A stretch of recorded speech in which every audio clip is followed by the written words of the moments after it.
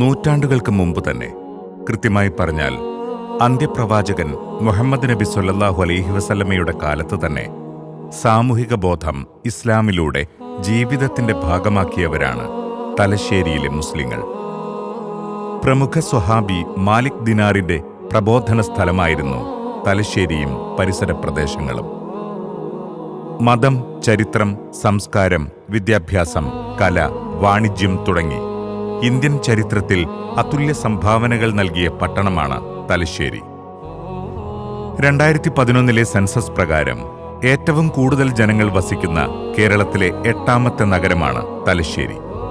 സാക്ഷരതയിൽ ദേശീയ സാക്ഷരതയേക്കാൾ മുൻപന്തിയിൽ നിൽക്കുന്ന തലശ്ശേരിയിൽ മുൻഗാമികൾ കാണിച്ചിരുന്ന സാമൂഹിക ധാർമ്മിക ബോധം ജീവിതത്തിന്റെ ഭാഗമാക്കിയ, എന്നും കർമ്മനിരതരായ ചെറിയൊരു വിഭാഗത്തെ ഈ നഗരിയിൽ കാണാം.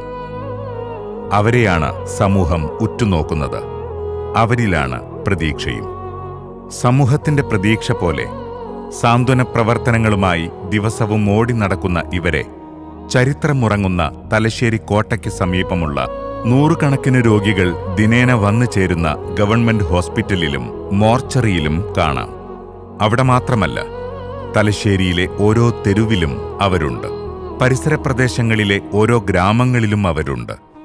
ഒരു വിളിപ്പാടകലെയായി, ജാതിമത ഭേദമില്ലാതെ ആശ്വാസത്തിന്റെ, കാരുണ്യത്തിന്റെ സ്നേഹസ്പർശമായി ഓടിയെത്തുന്ന സാന്ത്വന പ്രവർത്തകർ തലശ്ശേരിക്കാർക്ക് ഇന്ന് സുപരിചിതരാണ്. തലശ്ശേരി മോർച്ചറിയിലെ മൃതദേഹങ്ങൾ പോസ്റ്റ്മോർട്ടത്തിന് സഹായിക്കുന്ന 7000-ലധികം മൃതശരീരങ്ങൾ കഴിഞ്ഞ 40 വർഷത്തിനിടയിൽ കൈകാര്യം ചെയ്ത സാമൂഹ്യ പ്രവർത്തകനാണ് മൊയ്തു എന്ന 62കാരൻ. നിരവധി ചേതനയറ്റ, ചോരയിൽ കുളിച്ചു കിടക്കുന്ന ജീർണിച്ച മൃതദേഹങ്ങൾ കണ്ടും കൈകാര്യം ചെയ്തും മനസ്സ് മരവിച്ചുപോയി എന്ന് പറയുമ്പോഴും മരവിക്കാത്ത ഒരു മനസ്സും മനസ്സാക്ഷിയും കൊണ്ടു നടക്കുന്ന ഒരു പച്ചയായ മനുഷ്യൻ. അതാണ് തലശ്ശേരിക്കാരുടെ പ്രിയപ്പെട്ട മൊയ്തുക്ക.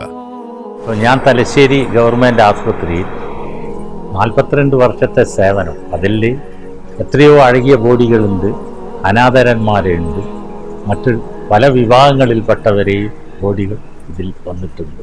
അത് പ്രത്യേകിച്ച് മുസ്ലിം മയ്യത്ത് ഇവിടെ വന്നു കഴിഞ്ഞാൽ അതിൻ്റെ ഒരു ചടങ്ങുകളൊക്കെ വേറെയാണ്. ചിലപ്പോൾ സാധനങ്ങളൊന്നും വാങ്ങിക്കാൻ കഴിയാത്ത ഇവിടെ ബോഡി വരുമ്പോൾ അത് ഇവിടുന്ന് തന്നെ കുളിപ്പിച്ച് വൃത്തിയാക്കിയിട്ട് കൊണ്ടുവെക്കാം. അപ്പം ഇതിൽ നല്ലൊരു പങ്ക് നമ്മുടെ സാന്ത്വന പ്രവർത്തകർ വഹിച്ചിട്ടുണ്ട്. ഓരോ തലശ്ശേരിക്കാരൻ്റെയും ആശ്രയവും പ്രതീക്ഷയുമാണ് സാന്ത്വന വളണ്ടിയർമാർ. രോഗം വരുമോ എന്ന് ഭയന്ന് സ്വന്തക്കാരും ബന്ധുക്കളും എല്ലാവരും മാറി നിന്നപ്പോൾ സഹായിക്കാൻ, മയ്യത്ത് മറവ് ചെയ്യാൻ സധൈര്യം മുന്നോട്ടു വന്ന സാന്ത്വനത്തിന്റെ പ്രവർത്തകരെ കോവിഡ് കാലത്ത് കണ്ടവരാണല്ലോ നാം. ഈ വർഷം കൂത്തുപറമ്പിനടുത്ത് കണ്ണവത്തും പരിസരത്തും അതുപോലെ വയനാടുമുണ്ടായ ഉരുൾപൊട്ടലിൽ ദുരിതബാധിതരെ സഹായിക്കാൻ നമ്മുടെ പ്രവർത്തകർ മുമ്പിലുണ്ടായിരുന്നു. തലശ്ശേരി ഹോസ്പിറ്റലിനടുത്തുള്ള സാന്ത്വനം ഓഫീസ് കേന്ദ്രീകരിച്ച് ധാരാളം പ്രവർത്തനങ്ങളാണ് നടന്നുവരുന്നത്. ദൂരസ്ഥലത്തു നിന്നും വരുന്ന രോഗികൾക്കും കൂട്ടിരിപ്പുകാർക്കും, കോളേജ് ഹോസ്റ്റലിൽ താമസിച്ച് പഠിക്കുന്ന വിദ്യാർത്ഥികൾക്കും റമളാനിൽ ഇഫ്താറും ഭക്ഷണവും നൽകുന്നു. ആരും പരിചരിക്കാനില്ലാത്ത രോഗികൾക്ക് തുണയായും, ബ്ലഡ് ആവശ്യമുള്ള രോഗികൾക്ക് ബ്ലഡ് നൽകിയും സഹായിക്കുന്നു. ഭിന്നശേഷിക്കാർക്ക് ആവശ്യമായ വാഹനം, wheelchair, walking stick, water, air ബെഡുകൾ, ഓക്സിജൻ സിലിണ്ടർ തുടങ്ങി നിരവധി മെഡിക്കൽ ഉപകരണങ്ങൾ സൗജന്യമായി നൽകുന്നു. ഓരോ ദിവസവും ധാരാളം പേരാണ് മെഡിക്കൽ ഉപകരണങ്ങൾക്ക് വേണ്ടി ഓഫീസിലേക്ക് വരുന്നത്. കഴിഞ്ഞ ഒരു വർഷത്തിനിടയിൽ ചികിത്സാ സഹായത്തിനും മെഡിക്കൽ ഉപകരണങ്ങൾക്കും നിർധനരായവർക്കുള്ള വിവാഹ, വീട് നിർമ്മാണ ചെലവുകൾക്കുമായി ലക്ഷക്കണക്കിന് രൂപ ഉദാരമതികളായ ആളുകളുടെ സഹകരണത്താൽ ചിലവാക്കാൻ സാധിച്ചു. ആതുര സേവന രംഗത്ത് ഇനിയും ധാരാളം കാര്യങ്ങൾ ചെയ്യുവാനുണ്ട്. സാന്ത്വന കേന്ദ്രത്തിന്റെ ഭാവി പ്രവർത്തനങ്ങളെക്കുറിച്ച് കേരള മുസ്ലിം ജമാഅത്ത് സംസ്ഥാന വിദ്യാഭ്യാസ ഡയറക്ടറും തലശ്ശേരി സാന്ത്വന കേന്ദ്രത്തിന് നേതൃത്വം കൊടുക്കുന്ന വ്യക്തിയുമായ പ്രൊഫസർ UC മജീദ്. വളരെ ചുരുങ്ങിയ കാലം കൊണ്ട് അള്ളാഹുവിൻ്റെ മഹത്തായ അനുഗ്രഹത്താൽ തലശ്ശേരി സ്വാന്തനത്തിന് അവശത അനുഭവിക്കുന്ന ജനസമൂഹത്തിന് ഒട്ടേറെ സൽക്കർമ്മങ്ങൾ ചെയ്യാൻ സാധിച്ചിട്ടുണ്ട്. ഭാവിയിൽ നമ്മൾ ഉദ്ദേശിക്കുന്നത് ഒരു ആംബുലൻസ് സർവീസാണ്. അതോടൊപ്പം തന്നെ dialysis centre, palliative centre, rehabilitation centre തുടങ്ങിയ ബൃഹത് പദ്ധതികൾ നമ്മുടെ ആശയത്തിൽ ഉണ്ട്. കഴിഞ്ഞ കാലഘട്ടങ്ങളിൽ തലശ്ശേരി സ്വാന്തനത്തിന് നിങ്ങൾ ചെയ്ത സേവനങ്ങളും സഹായങ്ങളും നന്ദിപൂർവ്വം സ്മരിക്കുന്നതോടൊപ്പം ഈ പറയപ്പെട്ട പദ്ധതികൾക്കാവശ്യമായ സർവ്വവിധ സഹായ സഹകരണങ്ങളും നൽകി തലശ്ശേരി സ്വാന്തനത്തിനെ അനുഗ്രഹിക്കണമെന്ന് അഭ്യർത്ഥിച്ചു. അവസാനമായി ഒന്നുകൂടെ പറയട്ടെ. ലക്ഷക്കണക്കിന് രൂപ വിവാഹത്തിൻ്റെയും മറ്റ് ആചാരങ്ങളുടെയും പേരിൽ ധൂർത്തടിക്കുന്നവർക്കിടയിൽ ജീവിക്കുന്ന നമ്മളിൽ പലരും ഇത് വിശ്വസിച്ചെന്ന് വരില്ല.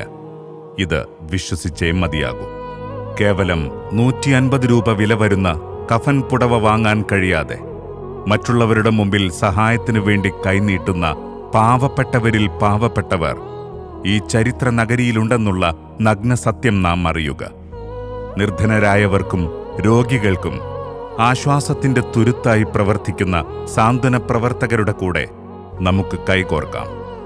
പാവങ്ങളുടെ കണ്ണീരൊപ്പാൻ അവരെ ചേർത്ത് പിടിച്ച് നിങ്ങൾ ഒറ്റയ്ക്കല്ലെന്നും കൂടെ ഞങ്ങളുണ്ടെന്നുമുള്ള ധൈര്യം നൽകാൻ നിങ്ങളുണ്ടാവില്ലേ ഞങ്ങളുടെ കൂടെ?